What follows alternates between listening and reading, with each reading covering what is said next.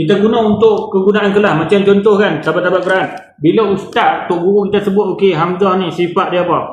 Kita tahulah sifat dia syiddah. Okey, tengok sifat dia. Dia ada apa? Jahar. Okey, syiddah, istifal, infitah, ismat. Dan dia tak ada sifat tunggal. Jadi kita tahulah. Kalau contoh jahar ni apa? Kita boleh rujuk pula di dalam ni di sini. Okey, jahar ni apa? Oh, jahar ni nafas tertahan. Okey, macam mana nafas tu tertahan? Dan berapa huruf yang nafas tertahan? Kita tahu dah, sebab tu dia menarik. Kita boleh, sahabat-sahabat Quran, kita boleh tahu. Kan? Kita boleh tahu dengan singkat ni, macam mana makhraj huruf. Nampak tak? Makhraj sifat huruf dia.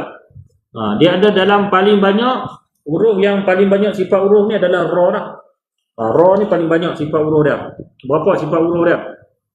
Kan? 1, 2, 3, 4, 5, 6. 6 sifat huruf berlawan. Dia ada satu sifat huruf tu tunggal, iaitu takrir.